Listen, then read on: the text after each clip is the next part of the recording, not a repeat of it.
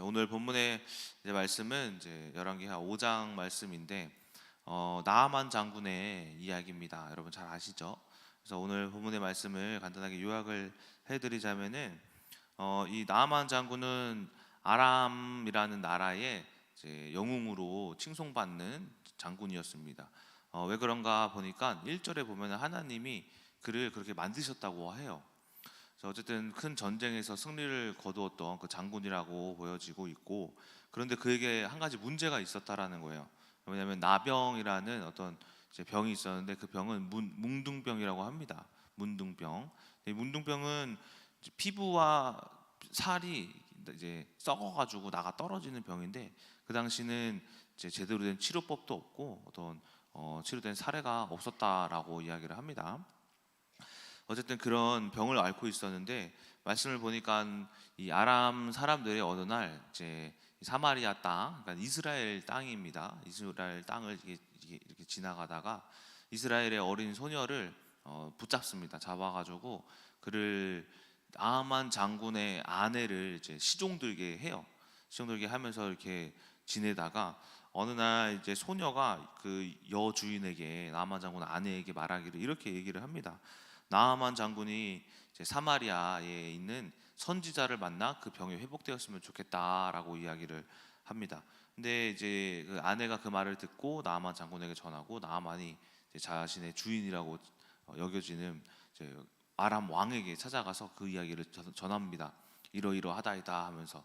그래서 그 아람 왕이 자기가 편지를 써줄 테니까 이스라엘에 가봐라 하면서 편지를 이스라엘 왕에게 써줍니다. 그래서 써주는데 그 편지를 본 이스라엘 왕이 막 분노하면서 옷을 막 찢고 막 난리가 납니다. 그래서 왜 그런가 보니까는 이 사람이 내가 하나님인 줄 아냐고, 사람을 죽이거나 살리거나 하는 하나님인 줄 아냐고 하면서 오히려 이것을 가지고 못 고치면은 전쟁 일으키려고 하는 뭐 그런 계략이 아니라고 하면서 오해를 하면서 막 분노를 합니다.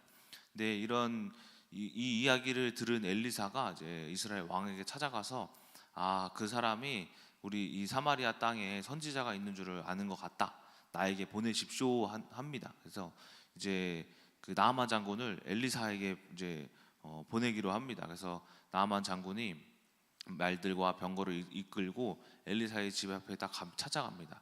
근데 엘리사가 하는 행동이 이상합니다. 엘리사가 이제 자신이 직접 나오지 않고 사자를 딱 보내가지고 당신이 요단강에 몸을 7번 담그면 깨끗하게 되리다라고 이야기를 합니다.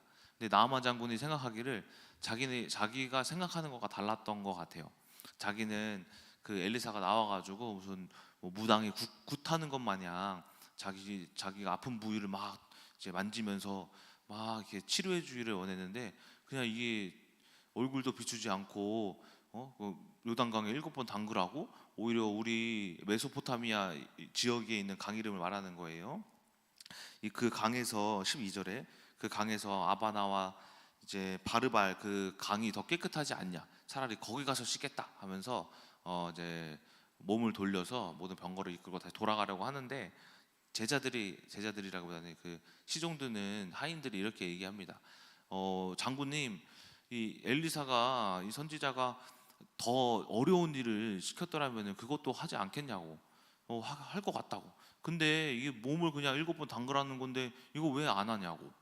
생각해보니까 나아만 장군이 그러네 싶었던 건지, 이제 마지막 14절에 나아만이 이에 다시 몸을 돌려서 내려가서 하나님의 사람의 말대로 요단강에 7번 몸을 담그니 그 몸이 어린아이의 살같이 깨끗하게 되었다라는 것이 이제 오늘 본문의 말씀이에요. 자, 그 오늘 본문의 말씀을 통해서 보여지는 것은 이제 순종입니다. 순종. 그런데 이제 저도 이 말씀을 보면서 묵상하면서 이제 순종이라는 것도 크게 보여졌지만은 그 외에도 묵상하면서 많은 이제 말씀이 이제 찾아지더라고요. 그래서 많은 메시지를 찾아볼 수가 있었는데, 오늘은 한 크게 6가지 정도를 찾았어요. 이 6가지 정도를 찾으면서 오늘은 이 6가지를 통하여서 우리가 삶에 적용하자라는 말씀으로 한번 나눠보고자 합니다. 첫 번째 찾아볼 수 있었던 내용은 이제 1절에 하나님이 왜 그를 높이셨나라는 거예요. 하나님이 왜 나아만 장군을 높이셨을까? 그 정답은 정답이라기보다는 추측은 이제 15절을 보시면은 오늘 본문의 말씀이 내용이 아니긴 하지만 15절 말씀 보면은 나아만 장군이 깨끗함을 입은 이후에 그 고백이 나와요. 한번 제가 읽어드릴게요. 5장 15절 열왕기 하 나아만이 모든 군대와 함께 하나님의 사람에게 도로 와서 그의 앞에 서서 이르되 내가 이제 이스라엘 외에는 온 천하에 신이 없는 줄을 아나이다. 청하건대 당신의 종에게서 예물을 받으소서 하니. 그러니까는 결국에는 나아만 장군이 하나님을 안 거예요. 그런데 여기서 보여지는 것이 무엇이냐면은 하나님의 계획이 있었구나. 어떤 계획이냐면은 예수 그리스도가 하나님의 크신 그 계획은 이스라엘 백성만 구원받는 어떤 일국의 아버지로서의 계획이 아니었잖아요. 이때부터 하나님은 이방 사람들도 구원하시기 위한 계획이 있었다라는 거예요. 그래서 하나님은 이 이방 사람들을 또 구원하기 위한 이제 열국의 이제 열방의 아버지로서의 이제 모습을 이때부터 드러내고 있었다라는 겁니다. 그래서 하나님의 그 계획을 알 수 있었는데 이 안에서도 또 무엇이 보여지냐면은 나아만 장군이 하나님을 이제 알았는데 나아만 장군만 안 게 아니었다라고 보여집니다. 그를 섬겼던 이제 그 신하들도 같이 하나님을 믿지 않았을까라는 그러한 추측을 한번 해봅니다. 그러니까 여기서 제가 보여진 것은 하나님은 낮은 자들을 통해서도 역사하시지만은 이 어떤 직분이 높고 큰 자들을 또한 구원하심으로써 낮은 자들의 말보다 큰 어떤 높은 직위에 있는 자들의 이 말이 더 힘이 있음을 보여주고 계신 거다라고 이제 생각이 돼요. 그래서 예를 들어서 어떤 막 거지가 예수님 믿으십시오 막 이렇게 하는 것보다 또 왕이 예수를 믿으십시오 하는 이 말에 더 권세가 있듯이 하나님은 나아만 장군을 통하여서 또 그 아래에 많은 사람들을 하나님이 구원하시고자 하는 그런 계획이 있으셨겠다라고 생각을 해봅니다. 그래서 우리가 하나님께로부터 이제 축복을 받고 어떤 직위를 명예를 이렇게 가졌더라면은 나아만 장군과 같이 하나님을 믿어 그 아랫 사람들도 구원할 만한 그런 무리를 살리는 힘을 여러분들이 기르셔야 한다. 나도 갖춰야 한다라는 것을 깨닫게 되었습니다. 그래서 우리가 어쨌든 그래서 어디 높이 직분을 높이 올려야 된다, 어디 진급을 해야 된다라는 것이 아니라 낮은 자리에서도 그 자리에 맞게 주변 사람들에게 하나님을 이제 가르치고 높으신 분들은 그 아랫 사람들에게도 하나님을 가르치는 높고 낮은 그 자리에서 어쨌든 하나님의 계획은 하나님을 알리기 위함임을 우리가 기억하면서 이렇게 하나님의 말씀을 전하는 자로서 쓰임 받아야 한다라는 것을 깨닫게 되었어요. 자, 그리고 두 번째는 뭐냐면은 3절에 소녀의 믿음이에요. 소녀. 이스라엘 소녀는 이름도 없어요. 소녀의 믿음인데 이 짤막한 구절이지만은 이 소녀를 통해서 되게 이제 좀 많은 것을 깨닫게 하시더라고요. 보면은 먼저는 이 소녀의 믿음. 그러니까 이 어린 소녀가 이제 소녀라고 하는데 어떤 여자도 아니고 어린 애가 이스라엘 사람인데 얼마나 믿음이 확고했냐라는 거예요. 그리고 종인데 어디서 붙잡혀온 종인데 얼마나 믿음이 확고했기에 감히 그 장군 영웅 앞에서 이 병이 사마리아에 가면 낫겠나이다 했겠냐라는 거예요. 이 소녀의 믿음을 통하여서 하나님이 이 소녀를 쓰셨구나라는 것을 보여주게 됐는데 이 소녀의 믿음과 뿐만 아니라 이 소녀를 보면서 이 소녀의 마음가짐에 대하여서도 한번 묵상을 한번 해봤어요. 그러니까 당시 아람은 이때 이스라엘의 적국이었거든요. 이스라엘 왕이 이렇게 그렇게 반응한 것도 적국이니까 그렇게 반응을 한 거란 말이에요. 싸움이 날까 싶어서. 그런데 이 적국의 장군을 향하여서 이런 이제 하나님에 대한 어떤 치료받을 수 있는 방법을 알려줬다라는 것은 진짜 이 사람이 어떤 하나님의 같은 이제 헤세드의 성품이 있었다라고 보여줘요. 그래서 이 소녀는 믿음뿐만이 아니라 그 마음 또한 하나님 앞에 올바랐구나라는 것을 볼 수가 있었고, 그리고 또 뿐만이 아니라 이 사람이 성실했다라고 저는 생각이 됩니다. 이 소녀가 참 성실했구나. 왜냐면은 이 장군의 아내가 이 소녀의 말을 들었다라는 것은 이 소녀가 막 이상하게 행동을 하지 않았다라는 거예요. 누구를 좀 연상시키냐면 요셉이 보디발 장군에게서 인정을 받잖아요. 그러니까 그래서 보디발 장군이 이 요셉을 통해서 어쨌든 많은 것을 맡기듯이 아마 이 소녀도 요셉과 비슷하게 이 집 안에 있는 모든 일들을 하나님, 내가 종된 것을 하나님의 뜻으로 알고 성실하게 섬기지 않았나라는 거예요. 그래서 믿음이라는 것을 우리가 다시 생각해보면, 믿음은 어떻게 보여지기 시작하냐면 믿음은 성실함으로 나타나거든요. 우리가 진짜 믿음이 있는 자들은 모든 일에 매사에 성실해요. 뭐 교회 나오는 것과 그리고 섬기는 것과 사람을 대하는 것에 항상 성실합니다. 그러니까 믿음을 우리가 어떻게 이제 내가 믿음이 진짜 있다라고 보여지는, 진짜 믿음이 있는 사람은 모든 방면에 성실한 이제 모습을 보여줘요. 근데 이 소녀가 믿음이 있기에 이 성실한 모습을 보였다라는 거예요. 그래서 그녀가 하는 이제 그 뭉둥병, 아무도 전 세계에서 고치지도 못하는 그 당시에 그 병을 고칠 수 있다라는 말을 믿었다라는 거예요, 그 아내가. 그리고 뿐만이 아니라 나아만 장군도 믿었다라는 거예요, 그 소녀를 보고. 그러니까 이 요셉과 같은 형통함의 어떤 것을 보았다라고 보여집니다. 어쨌든 그런 성실함을 통하여서, 믿음을 통해서 성실함을 보였고, 그리고 우리가 이 요셉뿐만이 아니라 저는 예수님이 생각이 났어요. 예수님에 대하여서 누가복음 2장 52절은 어떤 말씀을 이야기하냐면은, 예수는 지혜와 키가 자라가며 하나님과 사람에게 더욱 사랑스러워 가시더라. 그러니까 예수님은 하나님 앞에만 사랑받는 게 아니라 사람 앞에, 그러니까 그가 또 성실함을 통하여서 받을 수 있었다라는 거죠. 뿐만이 아니라 로마서 14장 18절에도 비슷한 말씀이 있어요. 그리스도를 섬기는 자는 하나님을 기쁘시게 하며 사람에게도 칭찬을 받느니라라고 해요. 그러니까 이처럼 하나님을 진짜 믿는 사람들은 이 성실함이 안에서 밖에서, 내가 집 안에서는 엄청 잘하는데 밖에서는 막 개판이고, 또 어떤 자들은 밖에서는 엄청 잘하는데 막 안에서는 개판이지 않다라는 거예요. 모든 방면에서 성실함, 믿음 있는 자들은 모든 방면에서 성실함을 사람들에게 사랑받고 칭찬받는다라는 것을 이제 보여주고 있는 것이다 라고 생각을 했습니다. 이러한 믿음이 있는 자의 정말 성실한 모습을 뭐라고 이야기하냐면은 가현이라고 해요. 가현, 제가 엊그저께 중국 선교 예배 때도 말씀드렸는데, 가현이라는 말은 어떤 말이냐면은, 어떤 신의 형상이 가끔씩 사람에게 나타나는 걸 가현이라고 해요. 근데 그것은 이제 현현이라는 것과 조금 비슷해요. 현현은 뭐냐면은 하나님의 형상이 100% 나타나는 거예요. 근데 이것을 우리의 모습으로 그리스도의 모습을 100% 나올 수는 없고, 이 현현을 이제 예를 들어서 예수 그리스도가 이 땅에 오신 것을 현현이라고 해요. 그리고 눈으로 보여지는 것을 현현이라고 하는데, 이 가현이라는 말은 우리의 모습 속에서 그리스도가 어떤 형상화, 보여지지는 않는데 느껴지는 거예요. 그래서 가현화라고 해요. 어쨌든 이 소녀가 이 하나님의 형상, 하나님의 헤세드에 힘입어 가현화하고 있는 사람이었지 않은가라는 거예요. 요셉도 마찬가지죠. 요셉도 하나님의 어쨌든 뜻을 따르기 위하여서 보디발 장군의 집에서 성실했다라는 것은 그가 가현화한 거예요.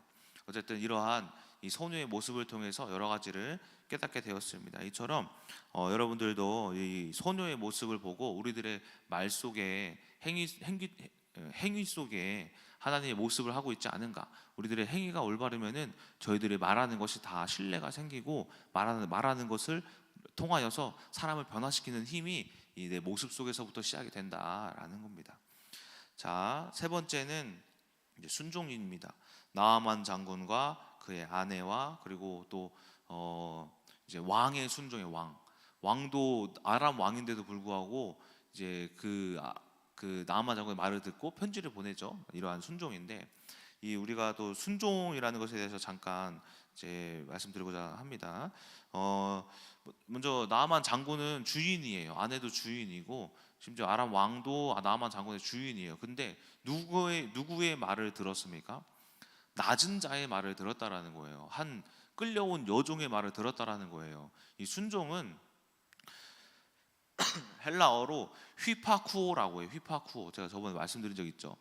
휘파쿠오는 아래에서 듣다라는 거예요. 휘파가 아래, 쿠오가 듣다예요. 불순종이 반대로 뭐냐면은 파라쿠오라고 해요. 파라 위에, 듣다 쿠오. 그래서 순종은 아래에서 듣는 거고 파라쿠오 불순종은 위에서 듣는 거예요. 근데 이 나아만 장군이 아람의 영웅인데 그는 위에 있는 사람인데 어떻게 그 어린 자의 말을 우리가 듣고 그리고 이제 그 먼 길을 떠날 수 있었을까? 그가 낮은 자였기 때문인 거예요. 낮은 자. 이 병으로서 낮춰졌을 수도 있겠지만은 그의 마음 심령 또한 낮아 있었기 때문에 그 여종의 말을 들을 수가 있었다라는 거예요. 그래서 하나님은 이 순종하는 자를 통하여 역사하시는 하나님임을 볼 수가 있습니다. 그래서 제가 이 순종하는 방법 몇 가지를 말씀드리자면은 첫 번째가 뭐냐면은 저는 교만한 사람이에요. 저는 교만한 사람이고 항상 막 가끔씩 막 높아져요. 하나님 그걸 아시고 엄청 막 계속 막 이제 뭐 가정이나 조의를 통해서 막 낮춰 주시는데 제가 어쨌든 이런 것들을 이제 스스로 훈련해요. 하는 것 중에 하나가 뭐냐면 존댓말 쓰기. 존댓말 쓰기를 통하여서 제가 이제 스스로를 좀 낮추려고 이렇게 노력하는 이제 스스로의 훈련을 합니다. 그래서 청년들 고등부 아이들도 제가 반말을 하거든요. 고등부 때는. 근데 청년이 되면은 웬만해서는 그 아이들에게 존댓말을 하려고 좀 노력을 해요. 특히는 이제 고등부 교사 선생님들, 청년들이 많거든요. 교사 선생님들이 되면은 그들에게 항상 존댓말을 써요. 웬만해서 쓰려고 노력을 해요. 뭐 가끔 반말을 쓸 때도 있지만은. 근데 왜 그렇게 존댓말을 쓰고자 하냐면은 제가 하나님의 음성을 들으려고 그들을 제가 반말을 쓰면서 막 우리 예린 자매도 있고 뭐 정호 이렇게 있는데 야 정호야, 야 고등부 교사 좀 이렇게 똑바로 해 이렇게 해. 예린아 뭐 이렇게 찬양단 뭐 똑바로 지휘진도 안 해? 막 이러기보다는 예린 자매님, 예린 선생님 찬양단 어떻습니까? 뭐 이정호 선생님, 심지어 윤유철이라고 이제 박찬영 우리 그 중등부 선생님의 친구가 있어요. 고등부 교사로 이번에 새로 들어왔는데 20살이에요. 이 선생님 되자마자 제가 존댓말 썼어요. 윤유철 선생님 여기 고등부 선생님 되셔서 환영합니다 하면서 존댓말을 써요. 왜 이렇게 하냐면은 그 하나님은 그 사람을 통해서 저에게 말씀하시거든요. 분명히 고등부를 이끌어가는 데 있어서 내가 하는 것이 아니라 함께 하는 거거든요. 근데 제가 존댓말을 쓰면서 낮은 자리에 있어야지만이 그들의 말이 저는 들리거든요. 제가 교만해서. 그래서 그 사람들의 말을, 그 선생님들의 말을 듣고자 하여 존댓말을 쓰는 이런 훈련을 계속 하고 있어요. 어쨌든 이렇게 존댓말 쓰는 방법으로 통하여서 제가 듣고자 하는 이런 방법이 있고 또 인지의 변화라는 이제 방법도 있어요. 이게 뭐냐면은 어떤 사람을 인지하는 데 있어서 조금 변화를 주는 거예요. 그러니까 예를 들어서 크게 제가 인지의 변화를 줬던 분이 누구냐면 우리 이경호 목사님. 제가 처음 사역하는데 아버지잖아요. 그때 철이 없어서 아빠 이랬잖아요. 근데 교회를 가니까 아빠가 있어. 아빠가 설교해. 아빠가 내 어떻게 보면 회사면 사장님이야. 아빠가 사장님이야. 그러다 보니까 이 어떤 교회 나오는 거에 있어서 막 좀 덜렁덜렁 막 이제 뭐 그냥 설렁설렁 막 하기도 하고 왜 우리 아빠가 해줄 거니까. 그러니까 이런 인지 속에 제가 교회 나오는 게 사역하는 게 귀찮더라고요. 월급도 조금해. 아니 아빠 좀 돈 더 줘. 뭐 이럴 수도 없고. 근데 이거에 뭔가 내가 만약에 회사였으면은 이분은 사장님이다. 안 되겠다 싶어서 제가 어떻게 했냐면은 제가 오늘 우리 아빠를 아빠라고 하지 말고 아버지라고 일단 부르자. 아버지라고 해보자. 엄마를 어머니라고 하자. 그리고 특히 우리 아버지를 뭐라고 부르기 시작했냐면은 큰 나무 교회 담임 목사님. 그래서 제가 핸드폰에 그냥 다 바꿨어요. 아빠 하트에서 아버지 이거 아니야. 큰 나무 교회 담임 목사님. 제가 이거 바꾸니까는 제가 교회 그 이후로부터 좀 처음엔 잘 안 됐지만은 그 이후로부터 딱 교회를 가면 우리 사장님, 담임 목사님 안녕하십니까. 그래서 뭔가 인지하는 게 담임 목사님이 되니까는 이분의 음성이 이제 사장님의 말씀, 나의 월급 주시는 사장님, 담임 목사님의 말씀 이렇게 들리기 시작하는 거예요. 그러다 보니까는 이제 뭐가 되냐면은 목사님으로서 우리 사역자들에게 바라는 것들이 있는데 그것들이 들려져요. 그래서 알아서 회사 다니는 것 마냥 찾아서 하고 알아서 뭔가 뭐 부족한 게 있으면 내가 이게 뭔가 만들어내려고 하고 그래서 이 음향 시스템도 그냥 뭐 아빠면은 아빠 이거 좀 고쳐 할 텐데, 사장님이시니까 사장님 제가 해보겠습니다 하면서 막 음향도 막 공부해 보면서 이렇게 한 거예요. 그러면서 제가 솔직히 제가 이 우리 담임 목사님을 보면서 많은 것을 배웠어요. 그리고 아버지로서도 이제 아버지라고 보니까는 이제 좀 조금 아빠라고 막 이제 좀 경솔한 것보다 아버지라는 근엄성으로 보니까는 아버지가 가정에서 하시는 일들이 또 보여지는 거죠. 그것들을 통하여서 배우는데, 그 배움이 제가 지금 가정을 이끌었을 때 아버지는 이렇게 해야 된다라는 어떤 아버지의 자세를 또 배울 수 있었던 거예요. 저처럼 어떤 인지를 할 때 누구 어떤 친구 뭐 우리 오빠, 우리 형, 우리 동생, 이게 아니라 어떤 교회로서의 어떤 직분을 우리가 그 사람의 인지를 조금 좀 높으신 어떤 직분을 통하여서 세워주는 거예요. 그랬을 때 그 사람들의 말이 들리기 시작한다라는 겁니다. 자, 그리고 세 번째는 뭐냐면은 이제 질문이에요. 질문. 순종의 방법 중에 하나가, 저는 질문을 해요. 이번에 조이 팔 다쳤을 때도 제가 마음속으로 막 욕이 나왔는데 질문을 한 거예요. 왜 이런 일을 하면 왜? 그리고 어떻게 해석해야 돼요? 어떻게? 그냥 바로 화나는 그 마음 그대로, 마음에서 화나는 그대로 입 밖에 내뱉지 않고 한번 마음속으로 질문을 하는 거예요. 하나님, 왜 조이 팔을 낮추시려고? 그럼 어떻게 말씀을 통해 해석하라고? 알겠습니다. 그러니까 질문을 하니까는 왜 그런지에 대한 하나님의 음성이, 이제 내가 위에 있으면 하나님의 음성을 못 듣는데 아래에 있으니까 말씀하시는 게 들리기 시작하는 거죠. 어쨌든 많은 환경 가운데 이런 질문이라는 것을 통하여서 또 순종하는, 아래에 있는 마음을 가질 수가 있다라는 거예요. 자, 이처럼 우리가 이제 순종함으로써의 하나님의 역사를 배우자. 네 번째, 이스라엘 왕을 통한 나의 모습 발견. 그러니까 이 이스라엘 왕이 하는 말이 뭐냐면은, 내가 하나님이냐? 내가 사람을 죽이고 살리는 사람이냐? 이러잖아요. 그런데 맞아요. 맞는 말이에요. 하나님 아니잖아요. 이스라엘 왕은 하나님 아니야. 근데 하나님도 아닌 엘리사는 어떻게 고쳤냐라는 거예요. 나는 하나님이 아니지만은 나와 함께 하시는 분이 하나님이다라는 이런 하나님과 동행하는 임마누엘을 생각해 봤습니다. 그래서 우리는 할 수 없어요. 그런데 하나님이 하신다라는 거예요. 저의 가정에서도 내가 가정을 변화시킬 수는 없어. 하지만은 하나님이 주인 되셨을 때 내가 회사를 변화시킬 수 없고, 내가 내 건강, 내가 내 경제, 내가 내 남편, 내 자녀들, 우리가 이제 추석 때 가족들을 만나잖아요. 내 가족들을 내 힘으로 변화시킬 수는 없어.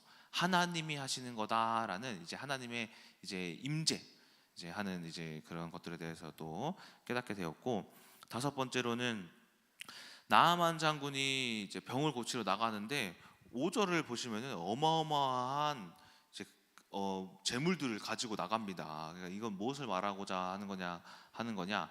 세상의 어떤 능력으로는 구원자가 없다라는 거예요. 그러니까는 이 5절을 다시 보게 되면은 나아만 장군이 갈 때 이제 은 10달란트, 금 6,000개, 의복 10벌을 가지고 나갔다고 해요. 제가 이것을 주석에서 찾아봤어요. 찾아보니까는 은 10달란트가 350kg, 그리고 금 6,000개는 68.4kg, 의복 10벌은 뭐 계산이 안 되고, 근데 이것을 지금 현재의 돈으로 환산하면은 이제 은이 약 1kg에 66만 원, 금이 1kg에 약 이제 5,100만 원. 그러니까는 이것을 곱하기 킬로그램으로 이렇게 하면은 은은 22억, 금은 34억, 그러니까는 56억의 값어치를 한다는 거예요. 이 어마어마한 것을 가지고 고칠 사람을 이제 찾으러 다 떠난 거죠. 이렇게. 근데 엘리사가 그 돈을 받습니까? 안 받죠. 나중에 보시면은 게하시, 이제 엘리사의 종이 게하시가 이 금 아까워가지고 나아만 장군 떠날 때 찾아가가지고 막 금 받았다가 지가 문둥병 걸려요. 그래서 어쨌든 우리가 어떠한 이 세상의 실력, 능력으로는 고칠 수가 없다. 하지만은 요즘에 하나님께서 하시는 일은 우리가 너무 그렇다고 해가지고 아픈데 병원도 안 갈 수 없어요. 저희도 팔 부러져가지고 하나님 붙게 하여 주시옵소서 해가지고 띵 하고 새 뼈를 딱 껴 맞추진 않잖아요. 이처럼 하나님께서는 우리들에게 순종하는 자들에게 좋은 의사를 붙여주시기도 하고, 좋은 만남, 좋은 약을 또 우리들에게 보여주시기도 하는 등 이렇게 역사를 하신다. 그런데 세상의 어떤 능력으로 구원받을 수 없다. 우리가 믿음이라는 이 조건 하에 하나님께서는 우리들을 구원해 주신다라는 겁니다. 마지막 여섯 번째, 나아만 장군의 몸이 어린아이의 살같이 되었다라는 것. 이 의미는 새 것이 된 것을 의미해요. 새 것. 예수 그리스도가 하신 거랑 이제 표상이 됩니다. 그리스도가 우리를 새 사람으로 만든 것처럼 하나님께서는 새 것으로 나아만 장군의 몸을 만들어 주셨는데, 이것은 하나님은 우리를 새롭게 하신다라는 거예요. 우리를 바꾸신다라는 거죠. 어떻게 바꾸시냐면은 역전시키는 거예요. 역전. 그래서 우리의 역전되어야 할 것들이 어디 있습니까? 바로 과거.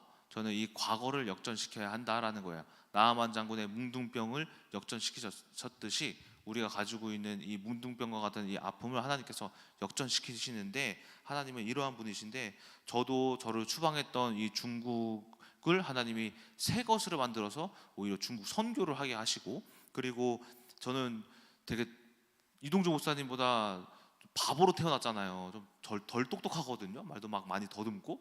저는 공부를 엄청 못했어요. 그런데 그런 대학교도 저번에 사모님이 얼마나 공부를 못했으면 학위 모두 없었다고 막 사진 찍는데 이것도 막 잃어버려갖고 막 그랬다고 하는데, 대학교도 겨우겨우 졸업하는데도 불구하고 하나님이 역전시키셔서 이제 대학원까지 졸업을 하게 하시고, 그리고 결혼 생활도 이제 무너질 가정을 이제 새로운 가정으로, 이제 사랑이 있는 가정으로 역전시키시는 등 하나님은 항상 우리의 과거를 역전시키시는 분이다라는 겁니다.